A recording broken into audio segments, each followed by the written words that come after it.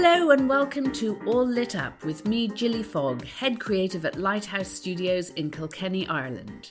Our very special guest today is Lisa Hanawalt of BoJack Horseman and Tuca and Bertie fame.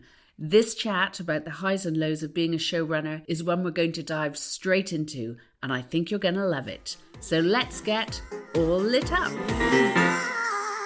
Lisa Hanawalt, it is so lovely to have you sitting right across from me in person. Thank you for coming all the way to Kilkenny, Thanks Ireland. for having me. Your first time in Ireland? Yes. But not your last. No, I'll come back. It's very charming. Wonderful. And wonderful. Here we are in the Lighthouse Studios library, which is a real treat. Lisa, you are accomplished, multi-talented, and what I thought people, our listeners to this podcast, might be really interested to hear is about when people like you, who are, as I say, accomplished and skilled, get a little bit out of your comfort zone. Are you willing to go there? Yeah, of course. Great. I'm rarely in my comfort zone. I was kidding. Interesting. Because what struck me was that when you were working on BoJack, which went for 6 series, and I think you worked on all 6 series. Yes.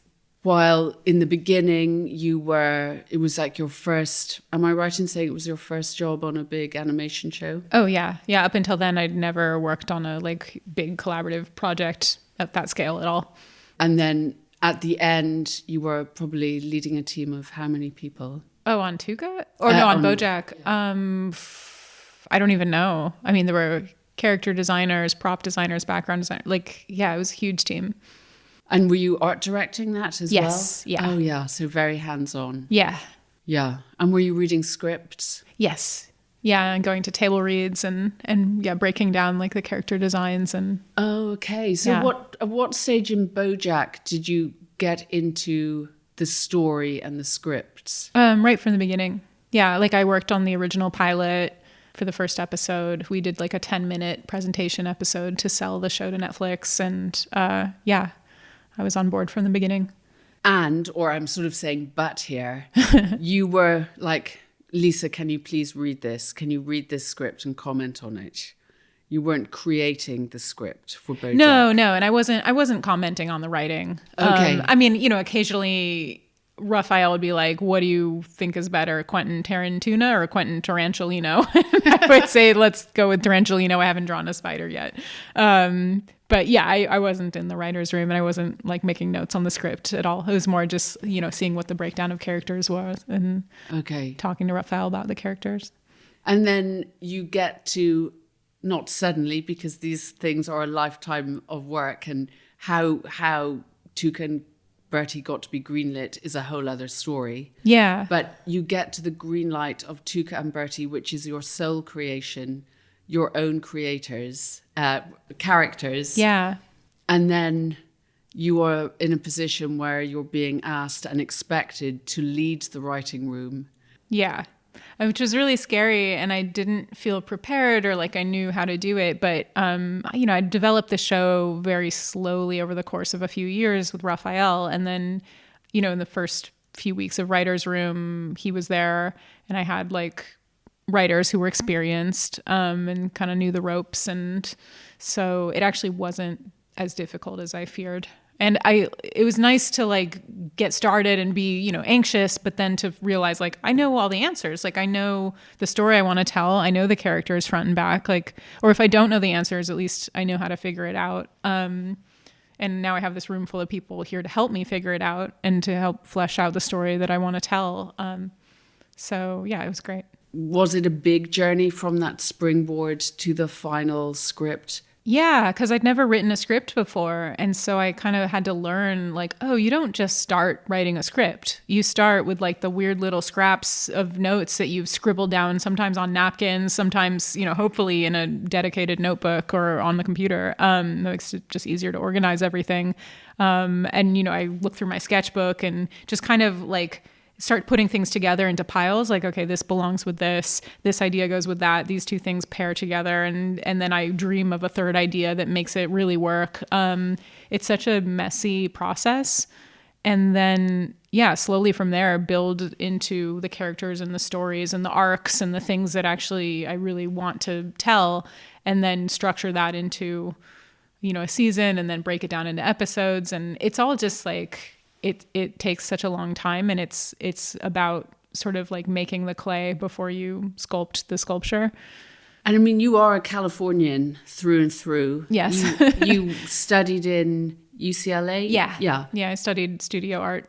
There is a really set way to do these things in LA, right? You've got the hero's journey. You've got Dan Harmon's famous story circle, 3-act structure. That's right. So as a designer coming to a writer's room for the first time, were you like quickly looking up a hero's journey, or were you just like listening? No, and the opposite, actually. I was kind of obstinate about it at first, where I was like, I don't need a 3-act story structure. Like, I don't need an A plot and a B plot. That's so boring. I'm going to like not do that. And then as I discovered along the way that no, it's actually really helpful to have this framework. And without it, the story kind of falls apart, or it's like not satisfying to follow it through. There's different variations of it. Not everything has to be the hero's journey or the circle or whatever. Everyone has their own version, but there's a reason why it's done that way. It's true. I think a lot of people do that. You hear about all of these things we've just mentioned, the 3-act structure, and you go, I'm going to break. Yeah. I'm going to break it. Mine's going to be different. But just like, Picasso was an incredible figurative painter. Before he went abstract. Exactly. There needs to be like an underlying grounding structure to things, that like humans communicate a certain way. And there's a certain kind of structure that just triggers the like story in people's brains, so that they know like they can follow it. And the shorter the thing is, the less you have to follow a structure. But like doing a half-hour episodes, actually they were closer to 23 minutes each, but that's long enough that you need an underlying structure, or people are going to start to get really, really bored watching it. Mm-hmm. It's just going to feel like nonsense. It's too random. And the other element is that you are developing these characters within that time frame, but your particular genre, which is adult animated comedy, it really, like, there are also rules applying to how often broadcasters want the audience to laugh, or even as creators. Yeah. Like, how did you get the funny in there, as they say? I mean, first we just did it naturally. And then Netflix did ask for more jokes per minute at a certain point. Jokes per minute, yes. Yeah, because they kind of like panicked about it being funny enough. So we had to kind of go back and cram more things in after it was already animated, which was tricky.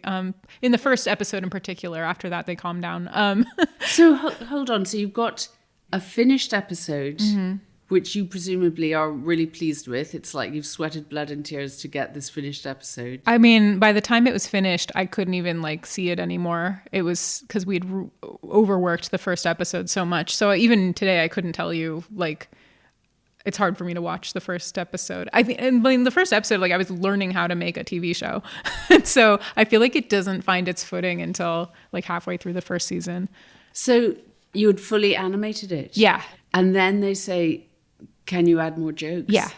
What did you do?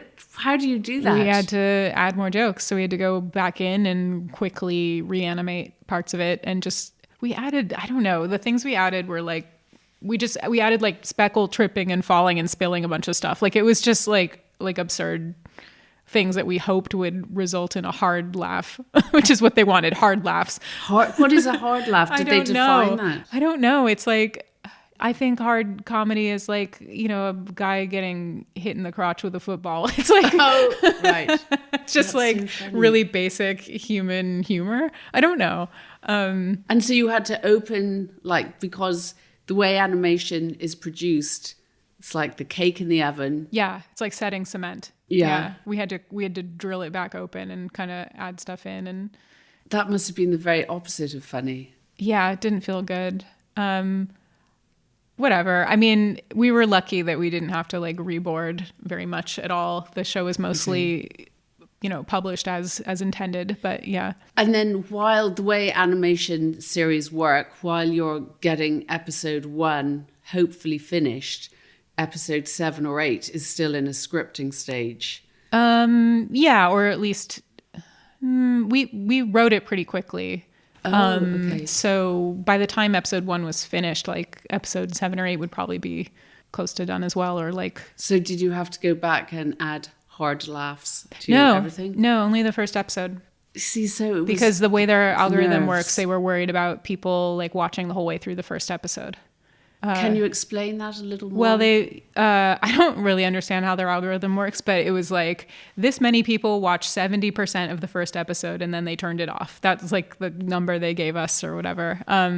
So yeah, they're really concerned about retention through that first episode. To go back to the whole writing process, by the end of it, or now that you've done how many seasons of Tuca and Bertie? 3. Yeah. So now... So the first season's on Netflix, and then the second and third season are on HBO Max and Adult Swim. And still available to view globally. That's right. And having created a show, does it make you feel more confident about bringing, or how much of a personal experience do you find it's important to bring to your work? It's all of my work is very personal, but in a sort of allegorical way where I'm like creating characters based on me, but also based on other people. And like, there's not like a one-to-one, like this person is me, this person is, my boyfriend or whatever. But I'm taking inspiration from everything that's happened to me personally and kind of spewing it back out again. Yeah. Write what you know. Write what you know. Yeah. We ask every guest on this podcast to choose a short film, or it could be like a game or an app even. And Lisa, what have you chosen? The app Instagram. No, I'm kidding. I chose, I hope it's not weird to choose my own video. I just was thinking about it recently. I rewatched it. A music video I did for Tegan and Sarah called Hang On to the Night. And they asked me to do this. I don't remember what year it was, but I did it while I was on hiatus from working on BoJack. And I feel like it kind of helped me sell my own show because it was like kind of a proof of, I don't know, something like it showed how my work is different from BoJack. It's more surreal. There's plant people. There's like boobies. Like, I learned a lot while working on it. Oh, it's so beautiful. And please, listeners to this podcast, please go to the link and click on it because it is just pure joy and it is pure Lisa Hanawalt. The imagery, you're just all over it. And yeah. I love the story of how it came to be. Mm-hmm.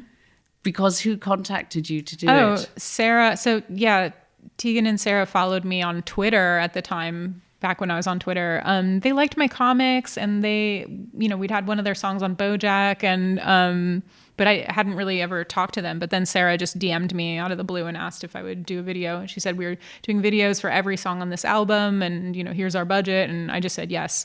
But I did not know how to animate. I'm not an animator. I've never studied it. So I just kind of like boarded it out in my sketchbook, and then I learned how to use After Effects, and I boarded out a loose animatic in Photoshop just by making a million drawings and kind of piecing them all together in After Effects. And then I hired animators to help me actually animate it. So like Nicole Stafford was a main animator on the project, and she really helped. Like she basically acted as a producer because she organized all the shots in a spreadsheet and like figured out what I needed to get done by when. And I realized I need that. I'm not the most organized artist. But yeah, it was a really, really fun project. Yeah, because it was like a Lisa Hanawalt Studios production. Yeah, basically the one thing that I've done. It was like a tremendous amount of work. Like absolutely just 3 months of nonstop drawing and animating and learning how to use After Effects. So yeah, I don't know if I could easily do something like that again, but it was really great. I think wonderful to do it because, a lot of people have their animation journey starting as an animator or in the story department, but it is unusual, I think, to be a creator and then, I'll try animating.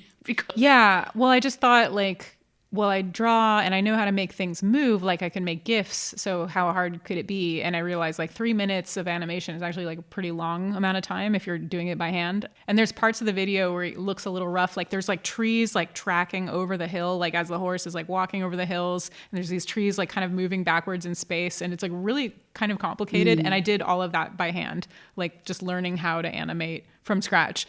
So it looks a little chunky and clunky, but like, that was my first attempt. Yeah. So, and I think there is something, even we're sitting here in Lighthouse Studios. It's a huge building that is filled with when we're in production, hundreds of people all in the building, all creating.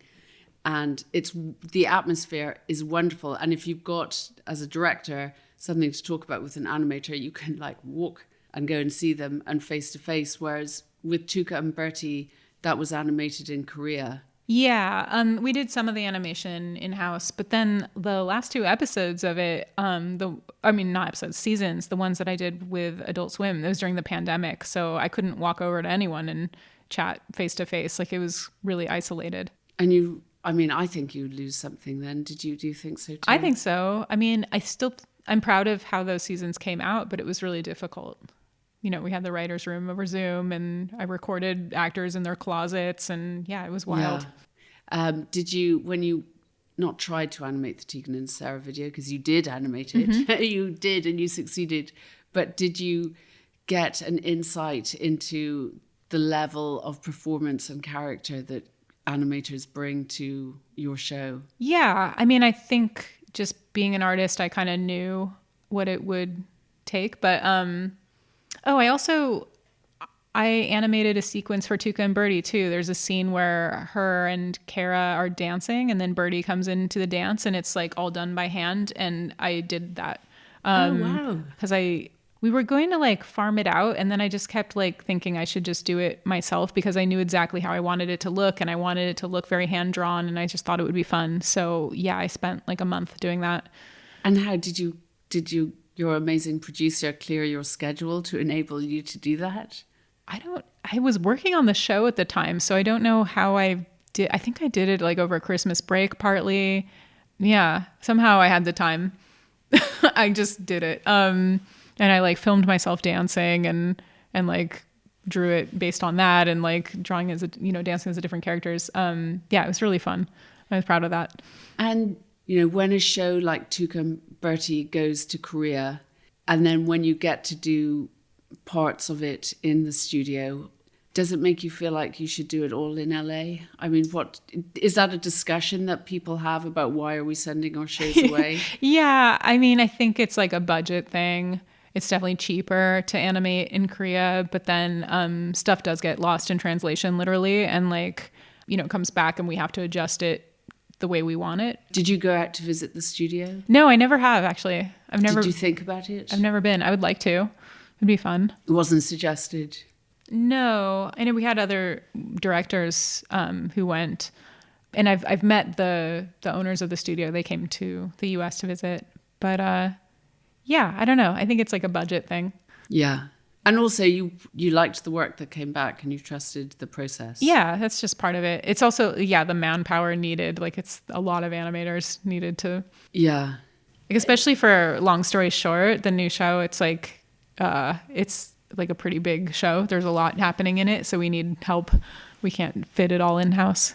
So that's also being animated overseas. Yeah, by Big Star currently, yeah. Okay, so now you're on supervising producer and designer of Long Story Short, and you're on the 2nd season, which is amazing. And congratulations, it's such a gorgeous show, which spans many different timelines with the same family. It's fabulous.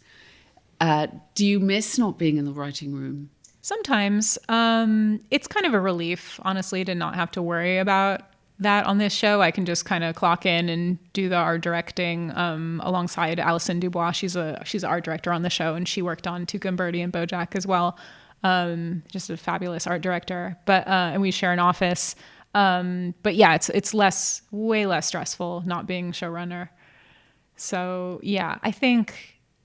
I'm waiting until I have an idea that feels like worthy of that before I'm ready to like pitch again and go through that process again and try to show run again. Yeah, and maybe you'll go to a different network or a different medium, a different platform. Maybe, yeah. If it seems like a, quirky idea that's not going to sell in the, the major markets, then I'll take it to somewhere else. If it's not a premium cheeseburger idea. Yeah, gourmet cheeseburger. Yeah. Which is big on the Netflix menu. That's what Netflix wants. Yes, yeah. That's wonderful. Well, Lisa, thank you so much for sharing your time with us, Lighthouse, and all the Lighthouse listeners. It's a real pleasure to have met you in person. Oh, the pleasure is mine. Thank you for having me. You're welcome. And go and watch that Tegan and Sarah video. It is so good. Thank you, listeners, for being here with us as we beam out to you from Lighthouse Studios. Do come back and join us for another episode of All Lit Up.